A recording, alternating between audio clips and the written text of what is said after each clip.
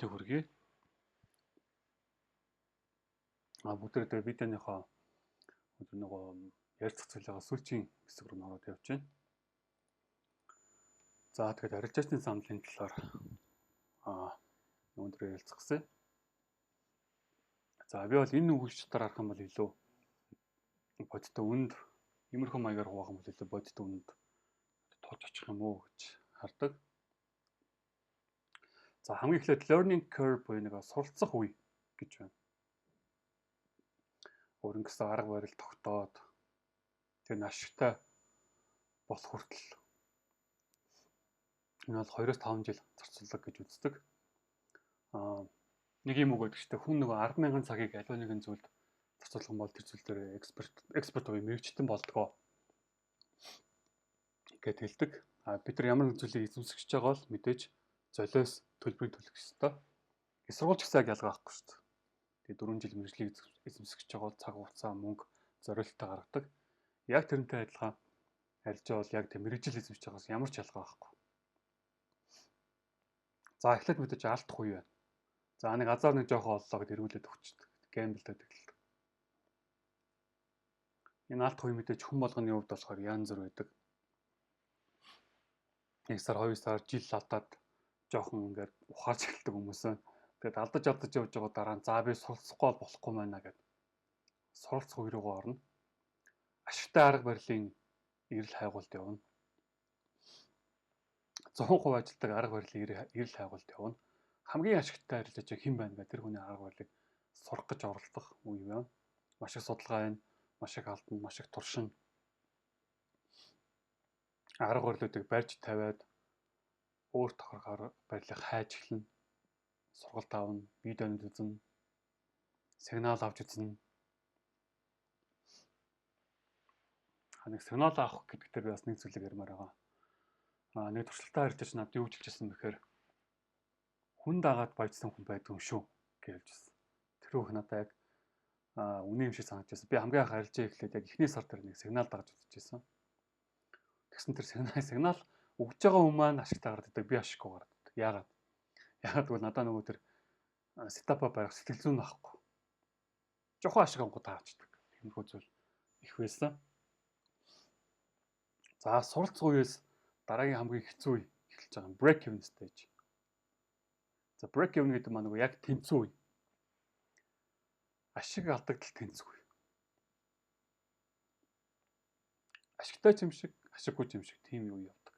Энэ болохоор хамгийн хэцүү, хамгийн удаан явдаг үе нь харанхуй үе гэж хэлдэг юм лээ. Одоо нөгөө үйлдвэрлэлийн процессор ярих юм бол хугарлын цаг гэж хүмүүс ярьдаг. Борлуулалтын хугарлын цаг гэдэг ашиг нь алдагдлаасаа давж гарах тэр үеийг хэлж байгаа. Break even stage дээр бид нар яахан сэтгэл зүгөө ойлгож авна. Арга барилаа туршина. Хүний арга барилыг ашиглаад, ашигтай арга барилыг ашиглаад ашигт орохгүй юм байна. Өөр нэгэн арга барилыг бүтээх ёстой юм байна.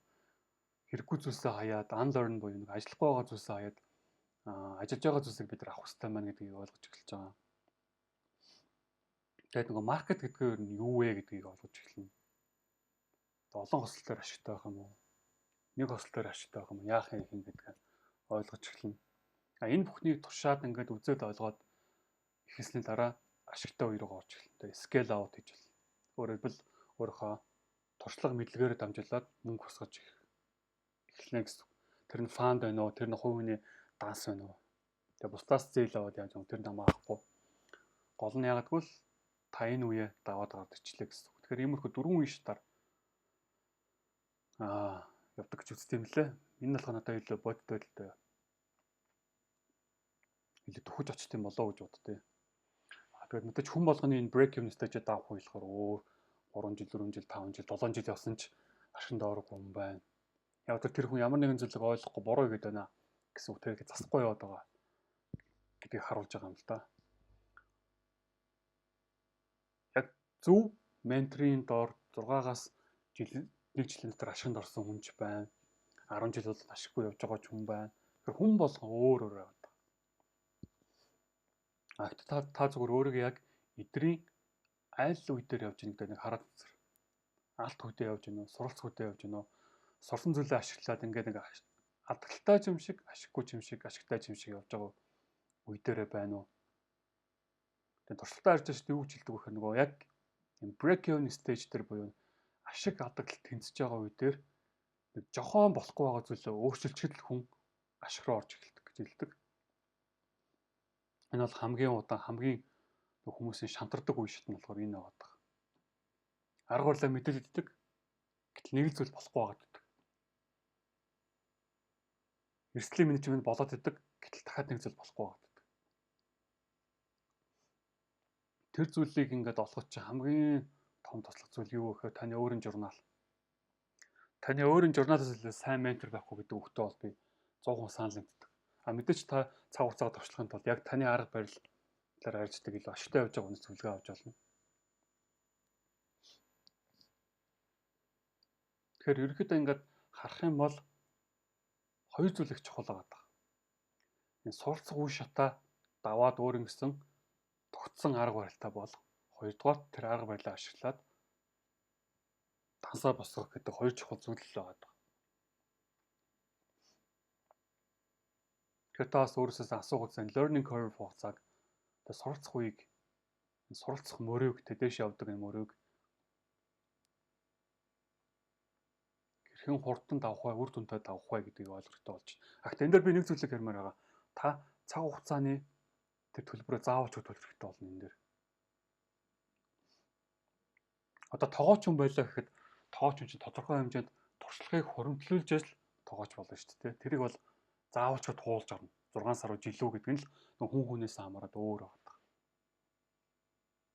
Сайн багшин дор байвал магадгүй сайн туулж олно. Та өөрөө сайн журнал хөтэлдэг хүн бол журналаас хурдан нэг эмгцэцтэй явж чаддаг хүн бол та илүү хурдан тэр суралцах үе шатаа давж болж байгаа. Би болохоор энэ дээр заавч гэдэг үнтэй сургалт авах гэж бол хэлээгүй шүү дээ. Менторшип авах гэж хэлээгүй.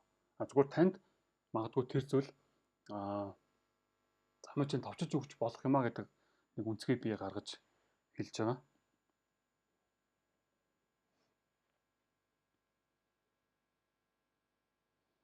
Тэг миний бодлохоор яадаг вэ? Би бол журналаа тагдаг. Журнал ингээд миний юун дээр алдаад байгаа ингээд маш тодорхой харуулж өгдөг. Гэхдээ мэдээж бас журналдаа найдахгүй ингээд өөрийнхөө байдаг Telegram, Discord групптээс байдаг туршлагатай харилцаачаас тусламж авдаг. За би ингээд байна, тэгээд байна. Энийг одоо яах вэ? Би ингээд нэг өдөрт 4-5 харилцаа хийгээд ашиггүй байгаад энийг яах вэ? Гэлтэнгүүд туршлагатай хүмүүс танд зөвлөгөө өгдөг. Чи нэг өдөрт эрсдүүлэх мөнгө нөгөө хуваачраа. Тэгээ нэг хуваа 0.25% 4 ороод үзье гэдэг ч юм ингээд тэр хүмүүсийн зөвлөгөөг авдаг.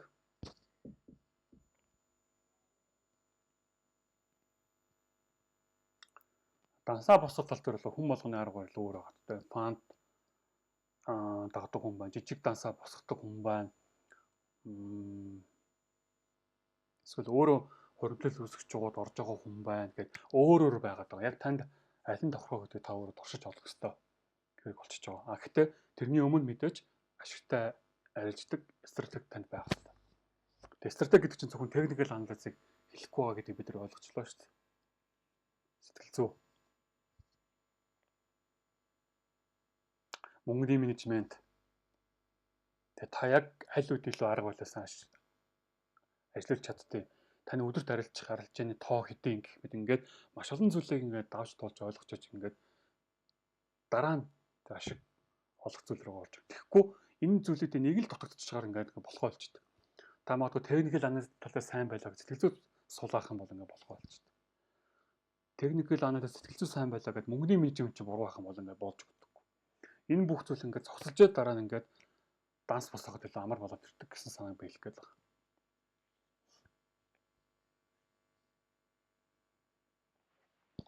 За энэ дээр бахан англиар бичсэн байгаа та бүхэнд ойлгоорой. Одоо би бүгдийг найлуулах ингээд монголоор орчуулад хэлээд явъя. Бидний нөгөө 10 жил байхад манай сургалтын систем ер нь нөгөө Орос сургалтын системтэй шүү дээ манайх чинь. Тэгээд бидэрт юу зат өгөхөр ингээд суралцах бол хамгийн чухал зүйл юм аа гэж бидэрт ойлгуулсан байдаг. Гэтэл суралцах гэдэг ойлголт нь дотор 3 зүйлийг багтааж байгаа. Unlearn буюу нэг үйл суралцах уу те одоо хэрэггүй зүйл аяах. Тэгээд relearn буюу ямар нэгэн сайжруулах шаардлагатай зүйлээ дахин суралцах. Тэгэхээр арилжааны журнал гэдэг зүйлээс бид нар юуг олж хардаг вэ гэхээр бидэрт ажиллахгүй байгаа тэр хаях зүйл олоод харж идэг. Жишээ нь би өөрийнх нь журналаас юуг олж харсан бэхээр disbelief in system буюу нөгөө системд жоох заримдаа итгэхгүй байгаа зүйлийг олж харсан. Итгэхгүй болохоор яадаг хөл ингээ янз бүрийн нэмж хасаал. Жижиг сажиг зүйл нэмж хасаал байдаг. Тэгээ revenge trend буюу ингээл өшөө авах арилжааг маш их хийдэг. Алдаглаа нөхөн тал ингээл улаардаг. Арилжааг хүчилдэг, сетап байхгүй байгаад хүчилдэг. Тэгэд өөрийнхөө цаг хугацааг маркетд тулгадаг. Би фандаг 1 сарын дотор авах хэрэгтэй гэлтэй. Тэвгүй зүйлсийг би ингээд хаях хэрэгтэй байна гэдгийг өөрийнхөө журналаас арчиж байгаа. Тэгэд хаяад би юуг суралцах хэрэгтэй бэ гэдгийг бас ойлгочихж байгаа. Системд итгэж сурах хэрэгтэй байна. Итгэхгүй байгаа юм бол. Өөрийнхөө ашгийг keep the profits гэж буюу ашиг хадгалж сурах хэрэгтэй байна. Оролт байхгүй үед орохгүй байж сурах хэрэгтэй байна гэсэн үг. Хэрвээ миний баталгаанууд юм хэрвээ миний хардаг оролтууд байхгүй байгаа юм бол тэр өдөртөө үнжиж сурах хэрэгтэй байна гэдгийг ойлгочихж байгаа. Маркет бол decision making business буюу шийдвэр дээр суурилсан хүлээлтэн дээр суурилсан юм бизнес юм байна гэдгийг ойлгочихж байгаа. Та энэ зах зээл дээр хэрэг цаг хугацаа зарцуулсан бай тэр нь хамаахгүй. Хэрвээ таны гаргаж байгаа шийдвэр болчомгүй тоомжиргүй ингээд хайхрамжгүй байх юм бол таны арилжааны үр дүн тийм байна гэсэн үг. Зөв шийдвэр юуг дагуулах ашиг дагуулна гэсэн санааг хэлж байгаа. За ийм зүйлсийг би сурах хэрэгтэй байна. За тэгвэл би юуг дутуу сурцсан байгаа юм бэ? Юуг дахин сурах хэрэгтэй ба гэдгийг эндээс ойлгочихж байгаа. Өөрийнхөө цаг хугацаа болон ашигын хүлээлттэй зохицуул сурах хэрэгтэй маа гэдгийг ойлгочихж байгаа. Өөрийнхөө цаг хугацаагаар биш маркетинг цаг хугацаа хүндлэх хэрэгтэй байна. Маркет надад хязээ боломжгүй тэр үедэл би орох хэрэгтэй байна гэдгийг ойлгочихж байгаа. Тэгээ энэ бүх зүйлийг би журналаас гаргаж ирж байгаа. Өөрийнхөө туршлагаас өөрийн алдаа онооноос. Тэгээ би бас та бүхнээс асуумаар байгаа. Та хангалттай суралцсан байгаа бол сэтгэл зүй болон technical analysis-аас юуг нь хаях вэ? Юуг нь unlearn хийх вэ? Гэдгийг та журналаас харж болно шүү гэдгийг хэлээр байгаа. Тэгэхээр та энэ асуултыг өөрөөсөө нэг тавьж үзээрэй. Юуг хаях вэ? Би бас өмнө хэлжсэн те заримдаа нэмэхээс илүү хайхан зүгээр байдаг гэх. Яг бол хитрхи олон зүйл байвал хүний нөгөө тарих жоох ингээд төөрөлдөд эхэлдэг. Цөөхөн тодорхой зүйл ингээд алхам илүү ойлгомжтой байна. Clarity байх тусам танд илүү амархан болж эхэлдэг. Жишээ нь technical analysis-аар бид нар юуг харах гээд байгаа? Орох боломжтой тэр бүсэг цэгийг л харах гээд байгаа шүү дээ. За тэгэхэд энэ бас их чухал асуулт байгаа. Та арилжааг амьдралынхаа нэг хэсэг болгох уу?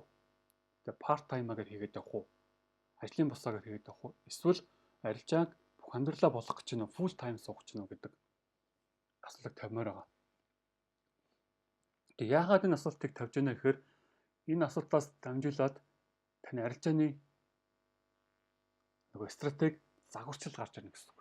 Хэрвээ та зүгээр part time болгоод явна гэж бодож байгаа part time дээр зориулсан стратеги л гарч ирнэ.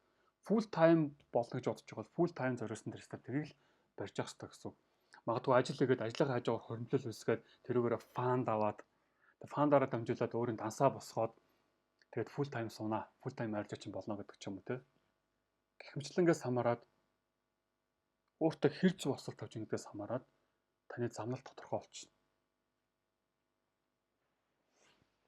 За тэгээд та бүхэнд би юуг өөрөлмөр байгаа гэхээр үр дүндээ суурилсан сэтгэлээс илүү процесс төр системээ дагсан сэтгэлийг дагаарай.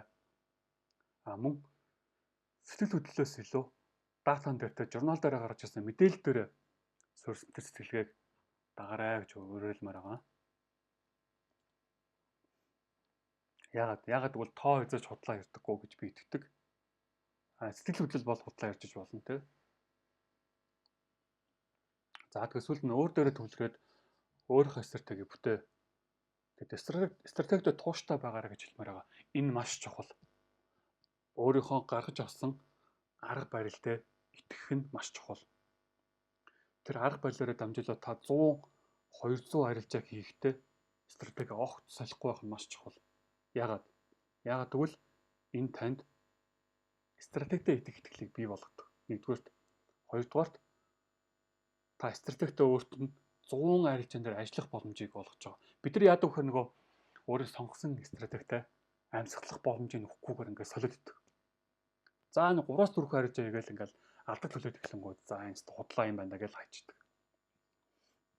Гэтэл таны нөгөө яриад байгаа тэр нөгөө win rate RR чинь олон арилжааны үр дүнгээл ашиг өгнө. Та 100 арилжааны 60 нь ашигтай байна гэдгийг нөгөө бактестээр гараад ирсэн байгаа. Гэтэл бод байдлаар та 60 арилжааг хийх боломжийг ч стратегиээр олохгүй байгаа.